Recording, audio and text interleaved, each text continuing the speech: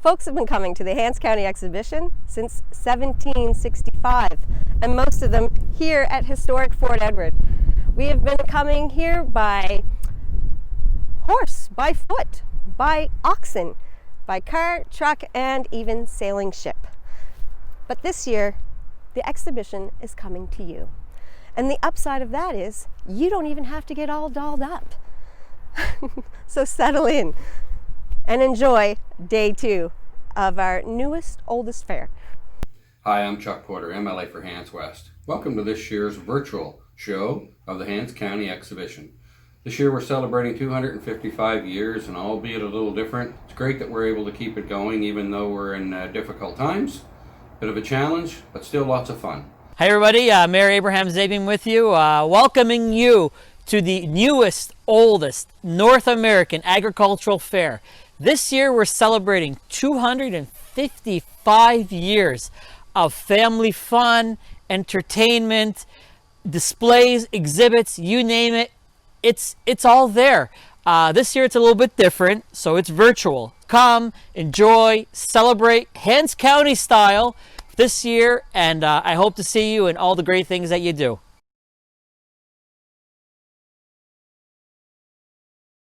Well, Castle Frederick, really, there was never a castle here. It was just named after the founder, who was General William Frederick Wallet DeBar, and he kind of wanted to impress his relatives, I guess, in Europe, so he called this property Castle Frederick. There was a first 300-acre grant in 1763, and then he expanded on that until he had about 8,000 acres in here. My father was an orchard farmer and a bit of a dairy farmer, and when I came home I tried dairy farming for a while and found that my attention span wasn't long enough, so I got out of that, and now I don't even know what dairy guys are talking about.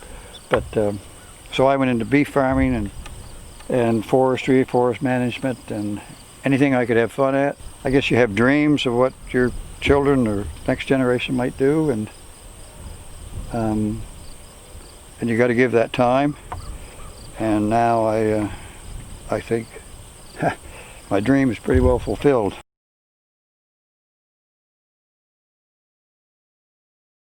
To me, maybe it plays a more important role today because of the lack of awareness of agriculture, and it sometimes just astounds me that how little our city neighbors know. There's a whole generation that have no idea where their food comes from or you know, who produces it.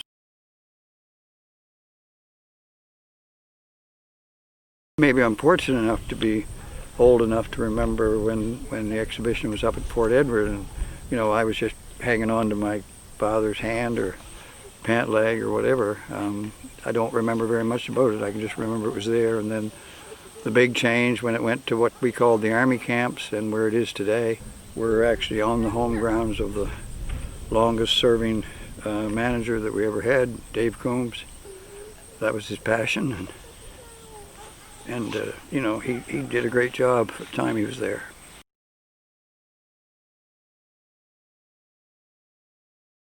I think we have a tremendous potential here, like nothing else.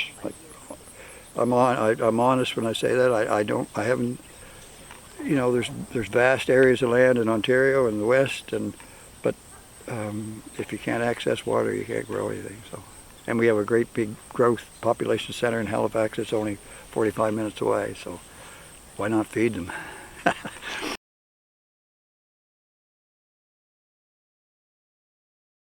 My buddies in, you know, Alberta and the Rockies and Ontario, and what astounds them is the vast, you know, differential we have. You know, that you go down the road and somebody's growing cauliflower and strawberries, and then there's a beef farm, and then there's a dairy farm, and then there's, you know, then there's these beautiful new apple orchards, and like you know, unless somebody can take the time to take them around, how else can they know what we have? I think an exhibition is the place you display that.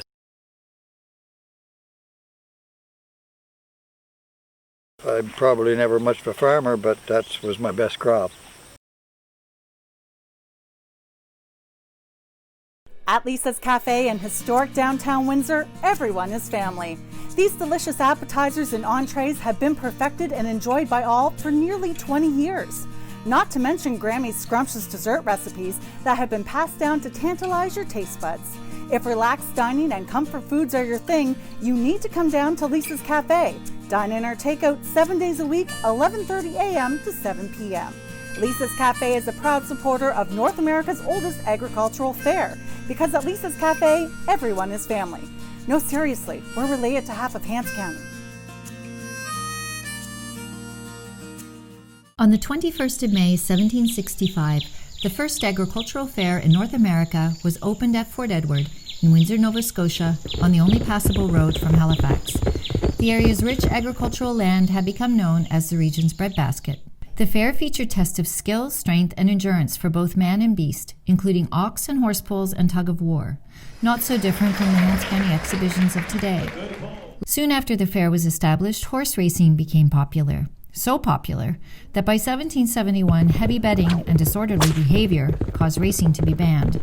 This was a major revenue source, and the fair fell on hard times. The Windsor Agricultural Society brought the fair back to life as a forward-thinking agricultural enterprise. And we're standing in front of a very old threshing machine.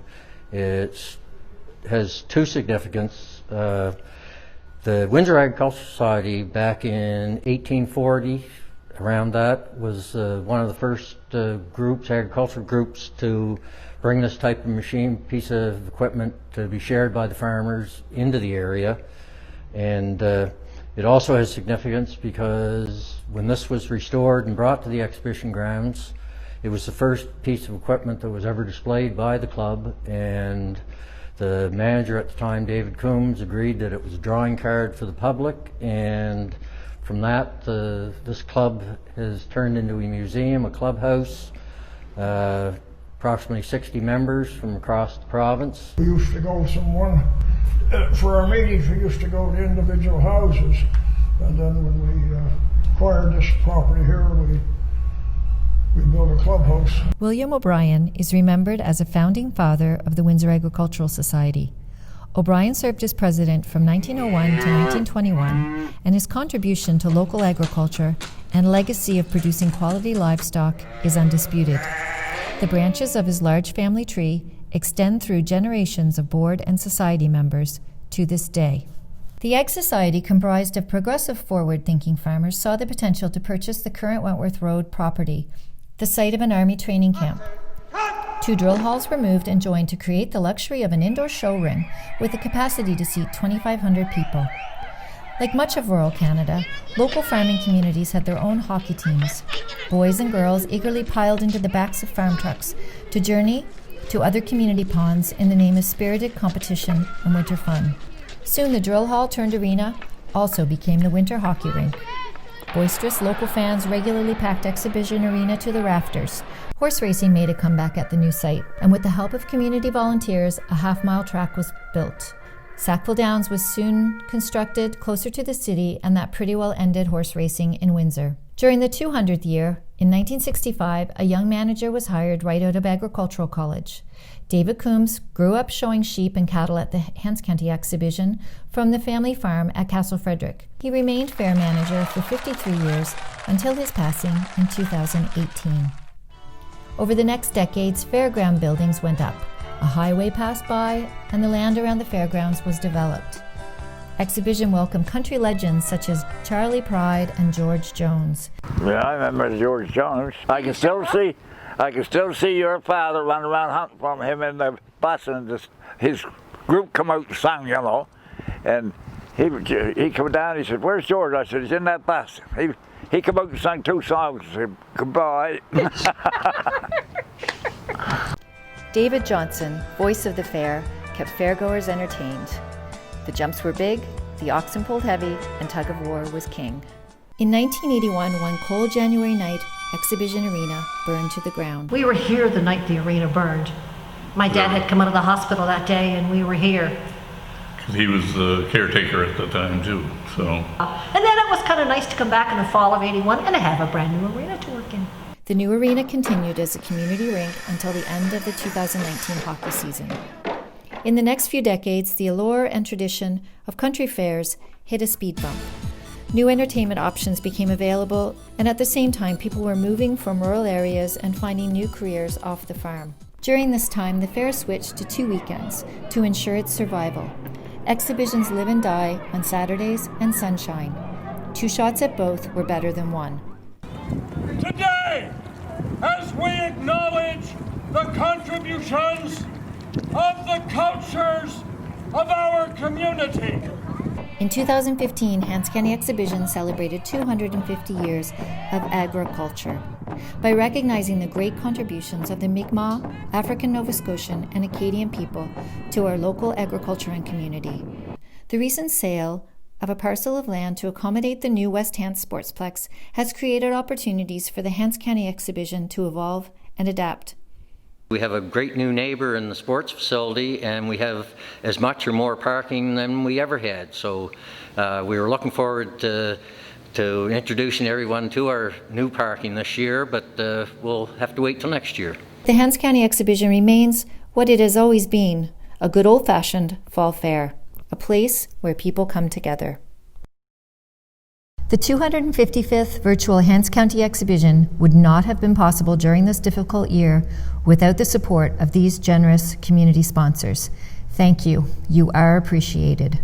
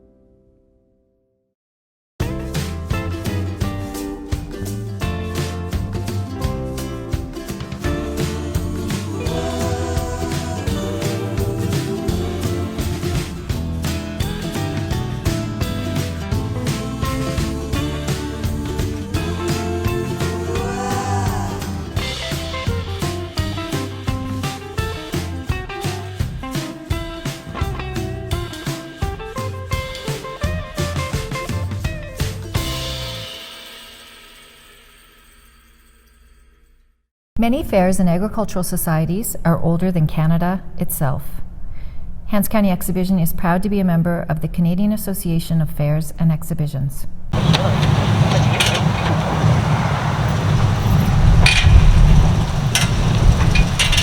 Hi, my name is Bailey Collins. And I'm Cynthia Dewey. And I'm Jared Burgess. In the unexpected downtime, we've been trying to get some projects completed. And as you can see, we have a brand new overhead door, which is well needed. So we had a lot of damage last year with Hurricane Dorian, so it made replacing this an absolute necessity. To improve function for the overhead door, a new pedestrian exit door will be installed on the exterior wall next to the overhead door. See you in 2021. I think that